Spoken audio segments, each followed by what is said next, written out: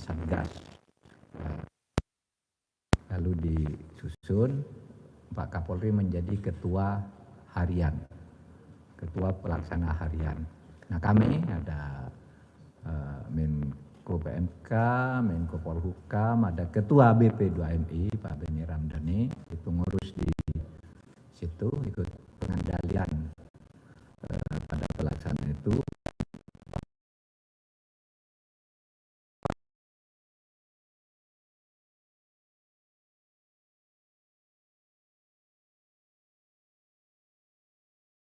Jelas dan melap.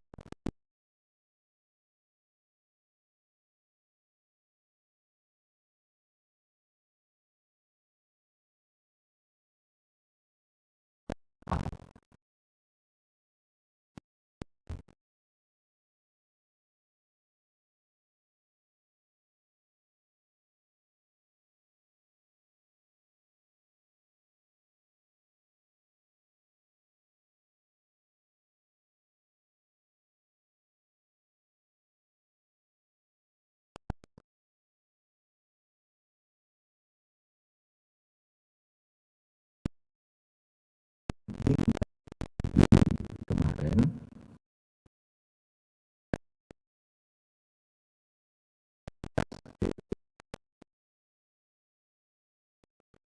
yang mengolah berbagai informasi dari berbagai sumber, terutama dari BP2MI, ini sampai hari ini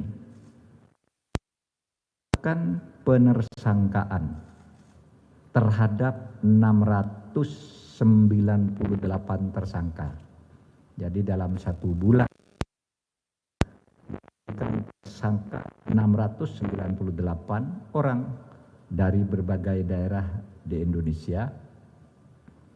Yang kedua, langkah ini diikuti dengan penyelamatan terhadap 1.943 korban. 1 bulan korbannya itu 1.943 yang bisa diselamatkan. Mungkin masih banyak yang belum bisa diselamatkan, tapi ini tidak pernah terjadi sebelumnya. 1 bulan menyelamatkan sekian, dulu eceran aja, seminggu ada berita ini 2 orang diselamatkan seminggu itu, tapi yang sebulan terakhir ini sudah sangat produktif. Kemudian Polri juga sudah menerbitkan 605 laporan polisi. Jadi kalau jenis-jenis kejahatannya orang itu ada yang online scammer untuk perjudian, prostitusi macam-macam. Kemudian ada juga pekerja-pekerja kasar di kapal-kapal, pekerja rumah tangga di berbagai tempat yang tidak digaji tapi tidak boleh pulang juga karena ada kontrak. Ada penyiksaan juga di berbagai negara tuh TKI kita. Nah sekarang sudah mulai tertangani dan BP2MI sekarang sudah mengadakan pengawasan betul untuk lebih memperbanyak keberangkatan yang legal. Karena ini yang banyak gini ini banyak yang ilegal dulu dan kita tidak tahu. Sesudah terjadi peristiwa baru kita turun tangan. Perkembangan terakhir di daerah mana itu Pak Waka? Ya. Nunukan. Enggak, yang terakhir jenis kejahatannya itu perdagangan organ tubuh ya. Di Bekasi itu perdagangan organ tubuh. Coba sekarang orang dikirim ke luar negeri, di ginjalnya dijual, ditampung di berbagai rumah sakit dan tidak mendapat perawatan yang memadai juga. Sehingga masih saya dapat info tadi dari Polri itu di suatu negara ada 14 orang masih tertahan di rumah sakit. Masih tertahan di rumah sakit dengan jual ginjal itu. Waktu berangkat dari sini bilang mau bekerja di restoran di mana gitu. Sudah di sana kontrak jual ginjal. Nah, itu jenisnya. Tetapi ini sangat produktif. 698 tersangka, 1.942 korban. Kemudian siapa mereka ini? Pekerja migran Indonesia ada 65 65,5%. Pekerja seks komersial, nih 26,5%. Kemudian 6,6% adalah untuk eksploitasi anak. Dan 1,4% kerja sebagai ABK, anak buah kapal. Nah, jenis-jenis ini sekarang tambah perdagangan organ tubuh yang harus kita kejar terus-menerus. Saya mengucapkan apresiasi kepada Mabes Polri yang begitu cepat, dan Pak Polri ini pujian-pujian dari berbagai daerah, dari bupati juga banyak Pak masuk tiap saya. Hebat sekarang Polri, cepat, sudah banyak yang diselamatkan, sudah banyak yang ditangkap. Saya datang ke berbagai daerah mendapat laporan itu. PUM BP2MI juga sudah bekerja dengan sangat baik sekarang ini. Tinggal Pak koordinasinya antara BMI, Polri, dan kita semua ini. Nah, itu sifatnya kebijakan. Nanti saya minta Pak Muhajir selaku Ketua Satgas untuk menyampaikan di sini. Kemudian sesudah itu Pak Beni Ramdhani dari sudut kebijakan ketenagakerjaan, ke PMI-an, bukan ketenagakerjaan, nanti Bu Ida Fosiani ke PM-nya, Pekerja Migran Indonesia. Saya silakan Pak Muhajir. Terima kasih Prof. Mahfud, Menko Polhukam. Rekan-rekan wartawan, jadi gugus tugas, jadi penanganan perdagangan orang ini ditangani oleh sebuah gugus tugas yang dibentuk berdasarkan Perpres nomor 22 tahun 2021. Dan waktu itu yang diangkat menjadi tukar pelaksana adalah Menteri PPA, Pemberdayaan Perempuan dan Perlindungan Anak. Kemudian kita adakan evaluasi, kelihatannya atau ternyata gugus tugas itu memang harus direvisi, terutama dari sisi ketua pelaksana, karena memang sebetulnya masalah tindak pidana perdagangan orang ini bobot masalahnya itu lebih ke penegakan hukum dan pidana. Sementara kalau itu ditangani oleh Menteri PPA itu sebetulnya berkaitan dengan pencegahan dan penanganan pasca kasus, dan terutama lebih lagi itu kalau menyangkut perempuan. Padahal perdagangan orang ini ternyata juga banyak yang laki-laki yang jadi korban gitu. Sehingga memang kita evaluasi gugus tugas itu kurang tepat. Karena itu kemarin usulan dari kami sudah dirapatkan secara internal dengan Bapak Presiden dan diputuskan bahwa untuk saat ketua pelaksana ini dialihkan dari Menteri PPA ke Kapolri, dan bobot masalahnya lebih ditekankan pada aspek penegakan hukum, terutama dari sisi perkara pidananya. Gitu ya. Kalau dari sisi masalah penanganan secara sosial itu melekat dengan program-program yang lain, terutama di Kementerian Sosial. Karena itu yang dilakukan selama ini memang pada aspek pencegahan, yaitu terutama mendata atau menengarai di mana saja yang menjadi sumber dari korban perdagangan orang ini, dan di situ kemudian kita lakukan intervensi pencegahan, terutama karena ini berbasis rata-rata karena masalah kemiskinan, maka kemudian kita tangani dari sisi pemberian bantuan-bantuan sosial. Kemudian dari sisi korban itu sama, kita tangani melekat dengan korban-korban PMI yang lain. Sementara program PMI itu tidak hanya terjadi mereka yang akibat dari perdagangan orang, tapi yang bukan perdagangan orang juga banyak sekali. Ya, tahun 2022 itu tercatat hampir 5.000 kasus pengaduan. Jadi basisnya pengaduan itu sekitar 4.800 sekian. Dari 4.800 sekian itu yang korban perdagangan orang hanya 173 orang, atau hanya 3,7% dari kasus. Ini artinya apa? Sebetulnya kasus perdagangan orang ini adalah merupakan fenomena gunung es, dan sekarang telah terbukti dalam 1 bulan sudah ada sekian ribu terungkap, gitu ya. Karena itu sekarang akan segera kita lakukan perubahan gugus tugas, gitu ya. Dan kita akan lebih menekankan pada sisi penegakan hukum, soal bahwa nanti kami akan terus juga kita lakukan program pencegahan dan rehabilitasi sosial untuk kasus-kasus yang ada, itu tentu saja juga akan kita tangani secara melekat dengan kasus-kasus PMI yang lain. Karena kasus PMI tadi sudah saya sampaikan, dalam 1 tahun aja hampir 5.000 kasus, itu yang diadukan, belum termasuk yang diadukan. Dan PMI legal itu bukan berarti tidak punya masalah. Masalahnya mulai dari tidak kerasan sampai tindak kriminal di tempat kerja, kemudian ketika pulang juga punya kasus, banyak yang stres, bahkan gila, karena tabungannya ternyata diembat oleh keluarganya. Kalau dia PMI perempuan, ada tinggal kawin sama suaminya dan hartanya juga dibawa lari oleh suaminya, itu kasus-kasus itu juga menjadi urusan dari Kemenko PMK koordinasi dengan kementerian-kementerian yang lain. Nah, selama ini kasus korban TPO juga sama, kita perlakukan sama dengan yang lain ini. Karena itu dengan dialihkannya ketua pelaksana gugus tugas dari Kementerian PPA ke Mabes Polri, saya berharap penanganan ini betul-betul bisa menjadi lebih serius, lebih targeted, dan kita harapkan perang melawan perdagangan orang ini betul-betul bisa kita laksanakan dengan baik. Saya kira itu yang bisa saya jelaskan. Waktu kami serahkan kepada Prof.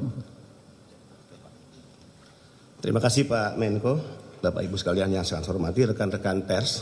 Di tengah upaya gerak cepat rekan-rekan dari Kepolisian Republik Indonesia melakukan langkah-langkah penegakan hukum, tindak pidana perdagangan orang, diduga kuat sindikat melakukan perlawanan dengan membangun framing 2 hal. Pertama, dibangun framing di berbagai media seolah-olah Satgas TPPO melakukan penangkapan terhadap PMI. Ini harus dijelaskan. Yang ditangkap oleh Satgas TPPO adalah calo, kaki tangan, dan sindikat penempatan ilegal itu sendiri. Tadi jumlahnya sudah disampaikan, ya, 600 lebih sudah tersangkakan yang ditangkap. PMI 1.900 lebih adalah mereka yang diselamatkan oleh rekan-rekan dari kepolisian, dalam hal ini Satgas TPPO. Jadi framing ini dibalik untuk melemahkan tugas-tugas negara. Dan pasti ini order, ini pasti titipan dari pihak sindikat penempatan ilegal. Yang kedua, framing yang dibangun adalah apa yang dilakukan oleh rekan-rekan kepolisian ini mengganggu proses penempatan resmi. Ini juga keliru, saya ingin sampaikan data. Tahun 2020, awal COVID, penempatan kita hanya berada di angka 113.436 resmi ke berbagai negara.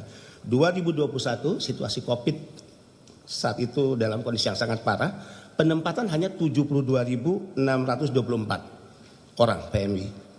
2022 semakin membaik kondisi pasca COVID, trennya semakin positif, penempatan berada di angka 200.761 orang yang berangkat ke luar negeri.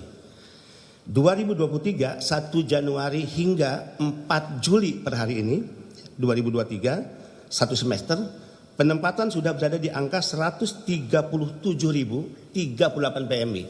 Semakin positif trennya, kita bisa prediksi akhir tahun penempatan bisa menembus 270.000. Kalau menembus 270.000 itu artinya penempatan kembali normal, karena rata-rata Indonesia menempatkan setiap tahun sebelum Covid 270.000 PMI.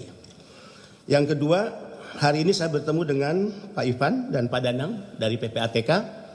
Besok BP2MI sudah mulai bekerja untuk menyampaikan beberapa pihak, beberapa nama untuk kita minta tracing terkait aliran-aliran dana yang terkait dengan tindak pidana perdagangan orang. Plus kita baru menerima data dari berbagai data yang dikirim oleh rekan-rekan PPATK, diduga kuat 1 orang BP2MI, tentu masih kita rahasiakan namanya, di mana terlibat menerima aliran dana dari sindikat penempatan ilegal. Besok kita lakukan pemanggilan, lakukan pemeriksaan secara intensif, dan saya yakin sanksi berat termasuk pemecatan akan kita lakukan kepada yang bersangkutan. Kita serius dan kita tidak main-main dalam hal ini. Kemudian saya ingin sampaikan posisi akhir yang ditangani selama 3 tahun oleh BP2MI. Jauh lebih meningkat setelah laporan kami di hadapan Presiden tanggal 29 Mei. meninggal dari tahun 2020 hingga 2023 per 3 Juli 2023 2.251 yang kita tangani kepulangannya ke Indonesia. Artinya 2-3 peti jenazah masuk ke dalam negeri.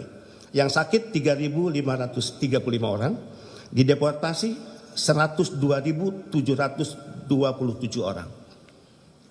Khusus tahun 2023 1 Januari hingga 3 Juli 2023 total yang kita tangani meninggal 278. Itu yang di NTT pernah disebut oleh Pak Mahfud 1 tahun 55 orang. Sakit 176 orang dan dideportasi 10.611. Mereka rata-rata berangkat 5 tahun lalu, 6 tahun lalu, 7 tahun lalu, bahkan ada yang belasan tahun lalu. Jadi jauh sebelum saya menjadi kepala BP2MI. Terakhir saya ingin sampaikan kepada rekan-rekan pers bahwa selain tugas dalam hal pelaksanaan penempatan PMI resmi yang terus kita lakukan penguatan tata kelolanya, sebagaimana perintah Presiden untuk memberikan pelindungan kepada PMI terus kita perkuat, kerja-kerja kolaboratif kita lakukan dengan kementerian lembaga, pusat dan daerah dan juga stakeholder khususnya rekan-rekan dari Kepolisian Republik Indonesia. Tentu dengan semangat perang melawan sindikat ini terus kita lakukan, tidak ada kompromi, tidak ada kata berhenti. Kita sedang menegakkan dengan sungguh-sungguh hukum positif negara untuk tidak bisa dikalahkan oleh hukum rimba yang diciptakan oleh sindikat dan mafia. Negara saatnya hadir, hukum harus bekerja dan negara tidak boleh kalah. Kami minta dukungan terus-menerus kepada masyarakat untuk terus berani menyampaikan informasi termasuk ke korban TPPU untuk saatnya berani bicara. Terima kasih.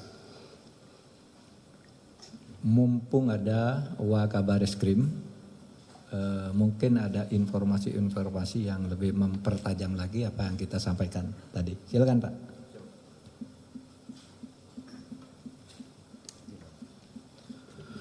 Terima kasih Bapak Menteri Polhukam, yang terhormat Pak Menteri Polhukam, Bapak Menteri PMK dan Bapak Kepala BP2MI dan para hadirin sekalian yang saya hormati rekan-rekan wartawan.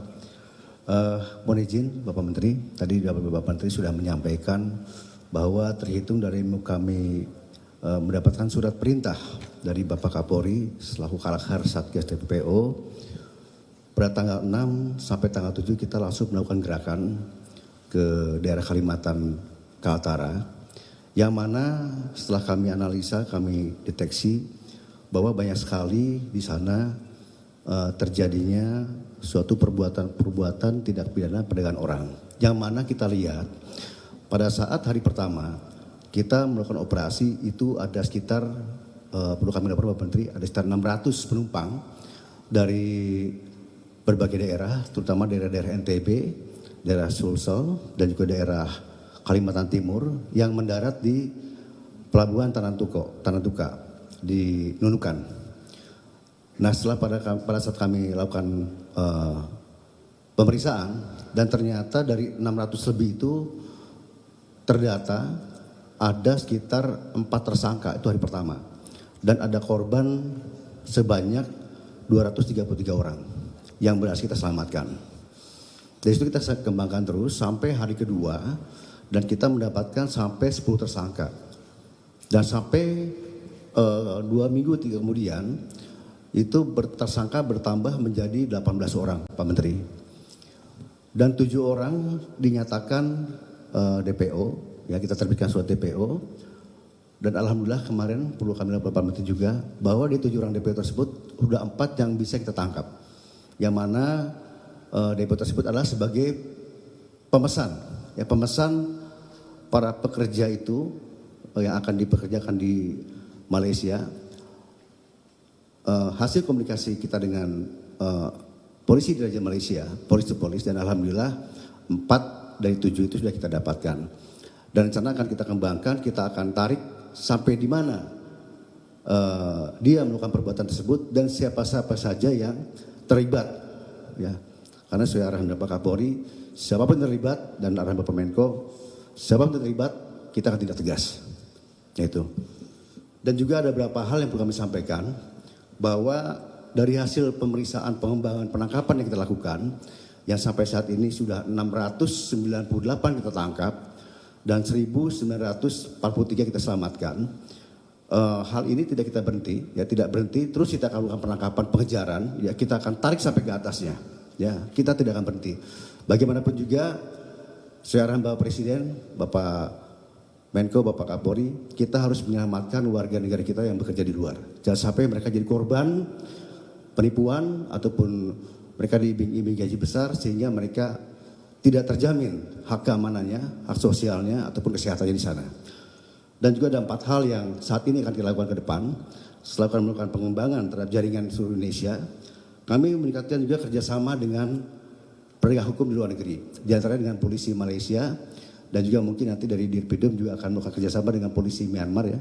Kaitan dengan yang disampaikan oleh Pak Menko tadi, masalah penjual organ tubuh. Dan juga kita akan melakukan kegiatan amplifikasi narasi kepada masyarakat terkait bahaya TPPO. Agar masyarakat paham, jangan sampai mereka menjadi korban kembali.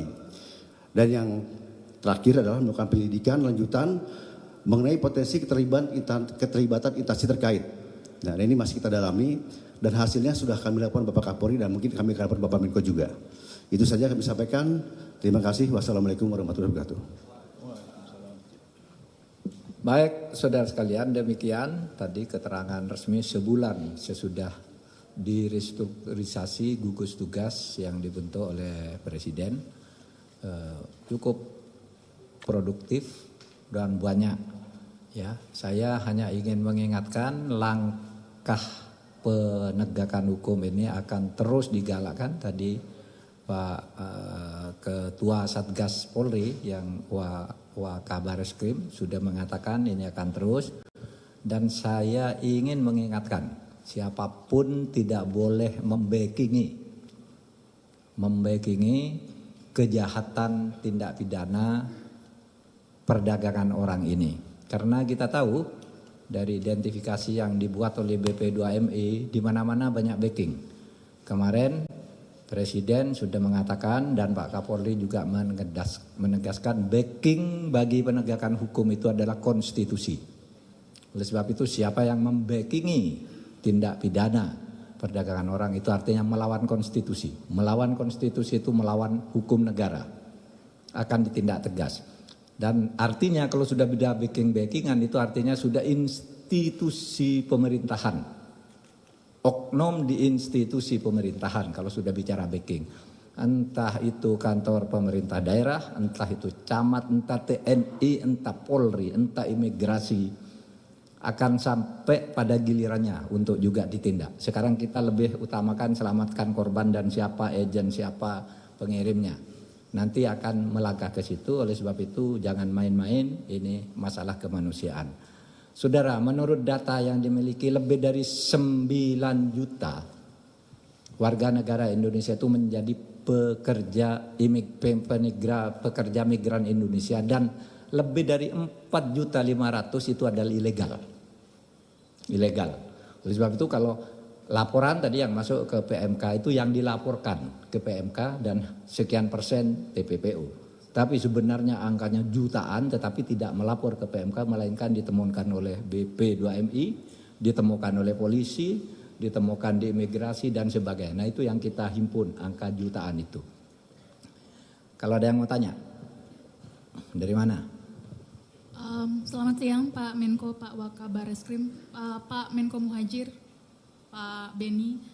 Saya Santi dari DN Times. Izin Pak Menko ada 3 pertanyaan untuk 3 pejabat yang berbeda. Untuk Pak Menko tadi sempat disampaikan bahwa sejauh ini sudah ada 698 tersangka selama 1 bulan yang ditangkap. Dan tadi Pak Menko menyatakan juga bahwa ada backing dari beberapa instansi.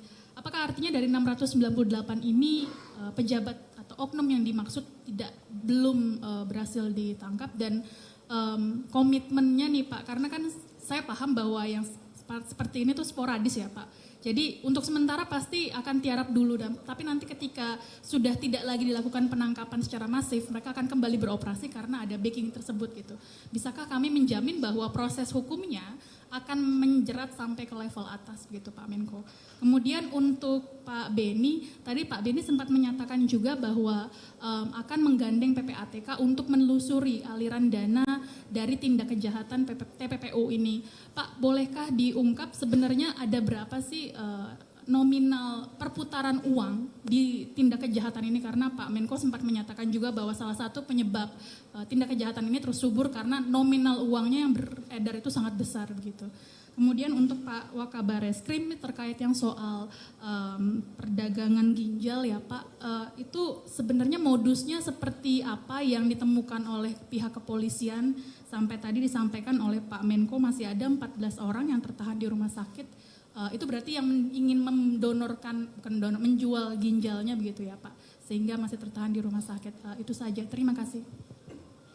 Ya, jadi begini, soal pemilahan yang mana yang oknum institusi, mana yang tidak, biar dipilah nanti oleh Polri dan oleh Pak Beni. Pak Beni itu sudah punya peta-peta itu, tapi mungkin ada yang sudah ditangkap, ada yang belum. Oleh sebab itu mungkin itu belum bisa dijawab sekarang. Tetapi yang sudah 5 orang oknum tersangka yang itu pejabat, gitu. Ini. Nanti akan banyak lagi yang ke belakang. Maksud saya yang bercokol di kantor-kantor pemerintah itu supaya hati-hati, akan kami cari juga. Dulu kan kenapa tindakan terhadap pelaku tindak pidana perdagangan orang ini lambat? Karena dulu diskusi selalu begini, ini kan penyebabnya kemiskinan, ini kan penyebabnya pendidikan, ini kan penyebabnya masalah ini, masalah itu. Sehingga lalu berpikir itu dulu selesaikan. Sekarang waktu rapat dengan Presiden kita preventif dilakukan, tetapi tidak boleh menunda penindakan. Dulu kan suruh nunggu, tindak dulu karena ini kita kan salah, banyak orang miskin. Sekarang itu atasi orang miskin, tetapi penindakan yang mengeksploitasi orang miskin dengan tindak pidana perdagangan orang itu akan ditindak secara bersamaan. Tidak nunggu selesainya preventif maupun preemptif, karena itu tidak mungkin. Ya, itu dilakukan secara bersamaan. Itu saja. Tadi ada pertanyaan kepada Bapak Bareskrim. Sampai sejauh mana akan ditindak, katanya ke atas. Terima kasih Bapak Menko. Yang ini ya, yang apa? Perdagangan orang, yang ginjal. Baik, untuk sampai saat ini untuk masalah kasus perdagangan ginjal yang ditemukan di Bekasi itu masih dalam proses pengembangan, ya, yang mana ditangani oleh Polda Metro. Ya, nanti mungkin kita akan tarik sampai kemana atasnya itu masih ditelusuri, masih dalami. Kalau sudah fix baru kita akan sampaikan ke media. Demikian Mbak, terima kasih. Ya, saya menambahkan, pertama kita sudah MOU dengan PPATK. Pertemuan tadi memastikan ada pihak-pihak yang kita akan serahkan mulai besok ke PPATK. Baik perorangan di lingkungan BP2MI ya, untuk kita minta tracing maupun lembaga-lembaga berbadan hukum. Penjelasan sudah disampaikan oleh PPATK sebelumnya, ya, ratusan miliar perputaran uang yang diduga berasal dari sindikat penempatan ilegal. Itu belum jika ditarik mundur ke belakang, misalnya 5 ataupun 10 tahun lalu. Ini yang sering saya katakan, ini bisnis kotor yang perputaran uangnya sangat besar.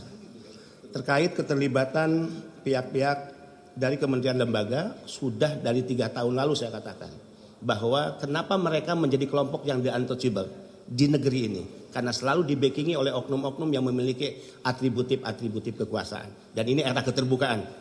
Saya katakan ada oknum TNI terlibat, oknum Polri terlibat, oknum kementerian lembaga terlibat, Pemda terlibat, dan oknum di BP2MI. Saya ingin fair mengatakan ini. 8 bulan lalu saya pecat satu orang anggota staf BP2MI yang diduga terlibat, ya, dan saya umumkan melalui konferensi pers live lewat media sosial kita agar ada hukuman sosial. Tadi pertemuan dengan Pak Ipan kita mendapatkan tambahan data bahwa ada aliran uang yang diduga dari sindikat kepada salah satu staf di BP2MI. Besok kita lakukan pemanggilan, pemeriksaan secara intensif. Pasti ya sanksi beratnya mengarah kepada pemecatan. Kita tunggu hasil pemeriksaan tim. Terima kasih. Silakan Pak. Tadi menanyakan tentang penanganan kasus ini seolah ini hanya sifatnya sementara. Saya tegaskan bahwa sekarang ini sudah terinstitusionalisasikan. Jadi kenapa? Karena gugus tugas itu memang sifatnya ad hoc dulu. Dan tidak bekerja terutama tentu saja karena COVID. Nah sekarang ini sudah terlembagakan karena di Polri sekarang sudah ada direktorat. Jadi akan ada direktorat khusus untuk PPA dan TPPO. Jadi perlindungan anak, dan TPPO itu nanti ada direktorat khusus sehingga tidak lagi ad hoc.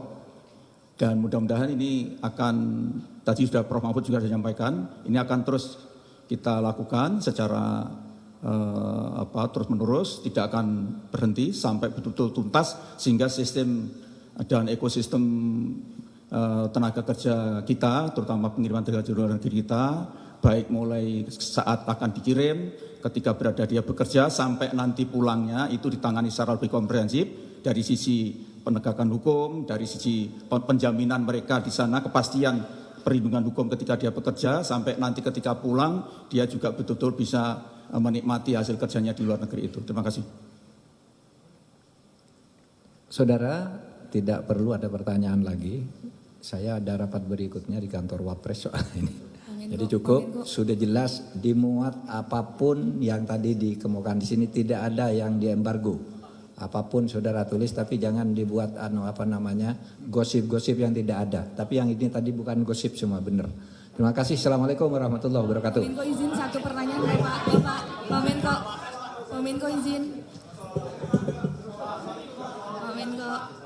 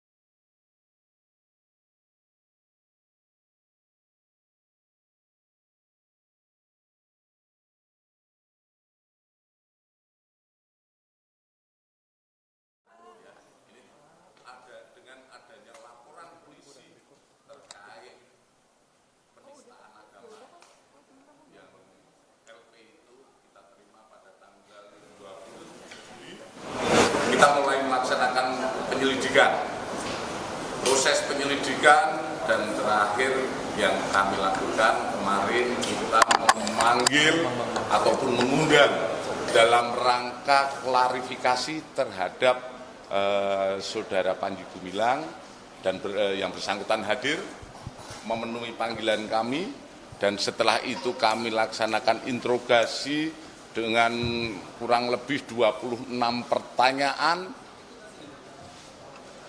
Selanjutnya penyidik melaksanakan gelar perkara, dan dari hasil gelar perkara disepakati bahwa ditemukan suatu tindak pidana.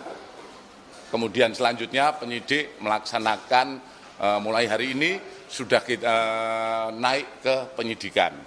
Adapun kami tetap melaksanakan proses ini secara profesional dan secepat-cepatnya agar ini bisa menjawab apa yang menjadi pertanyaan publik. Itu sementara. Tapi terkait tersangkanya ini belum diumumkan, Pak? Gini, kami jelaskan bahwa proses dari sebuah perkara itu mulai laporan polisi atau ditemukan oleh petugas, kita melaksanakan penyelidikan. Setelah penyelidikan, mengumpulkan keterangan-keterangan, diketahui bahwa itu sebuah perbuatan pidana, kita baru naik menjadi penyidikan. Dari hasil semua itu tentu saja kita formilkan, karena kemarin pemeriksaan itu adalah berupa interogasi, belum pro justitia. Nah, setelah ini kita dengan melengkapi secara formil, kita berikan sprint penyidikan dan lain sebagainya, itu kita akan memformilkan, termasuk kalau penyelidikan dan tidak bisa melakukan upaya paksa, baik pemanggilan, penyitaan itu tidak bisa. Setelah penyidikan ini kita akan melaksanakan upaya-upaya paksa, baik itu berupa pemanggilan kepada saksi, pemanggilan kepada ahli, bahkan terlapor, termasuk menyita yang kemarin barang bukti diserahkan pada kita itu harus secara formil dipenuhi untuk dilakukan penyitaan. Setelah penyitaan, kita dari bukti-bukti, apalagi saat ini yang diberikan adalah bukti-bukti terkait video dan lain sebagainya, kita uji di lapor. Setelah kita uji di lapor, kemudian kita menjadi bahan pemeriksaan kepada yang berkaitan. Setelah itu baru digelar perkara, itu yang dihadiri oleh eksternal, internal di kepolisian. Setelah itu baru apakah itu bisa dinaikkan sebagai tersangka atau tidak. Jadi saat ini yang kita lakukan adalah proses dari penyelidikan naik ke penyidikan. Artinya kita sudah mendapatkan suatu perbuatan pidana yang selanjutnya tentu kita akan melaksanakan upaya-upaya pemenuhan alat bukti apakah ini berkaitan dengan terlapor atau tidak, sehingga kita bisa menetapkan tersangka atau mungkin juga menghentikan perkara karena mungkin tidak cukupnya alat bukti dan lain sebagainya. Gitu. Sementara belum, masih ada statusnya yang masih terlapor. Terlapor pun nanti kita periksa juga, seandainya kita periksa sebagai saksi. Sebelumnya ada rekomendasi dari MUI bahwa jika memang ditemukan adanya tindak pidana dalam kasus ini ada saran untuk menutup pondok pesantren ini. Kita terlepas dari itu, karena yang dilaporkan adalah kalau kita katakan oknum. Karena penodaan agama yang ada itu dilakukan oleh oknum yang dilaporkan sesuai laporan. Jadi kita tidak berkaitan dengan apa yang di pondok pesantren tersebut dan lain sebagainya, tidak ada kaitannya. Kalau itu nanti menjadi temuan MUI ataupun Departemen Agama, itu sudah lain dari proses penanganan hukum yang sedang kita laksanakan. Pada prinsipnya saat ini penyidik sudah melaksanakan upaya-upaya penyelidikan penanganan perkara secara profesional. Dan kami jamin kami tetap netral dan kita melaksanakan sesuai prosedur yang ada. Oke? Karena udah ini naik ke penyidikan gitu, artinya ranah pidana, hukum pidananya jelas gitu. Terus beberapa kali Pak Menko juga menyebutkan pidananya jelas. Nah, ini terkait pidananya mengarah kemana atau pasal yang mana yang akan dijerat kepada?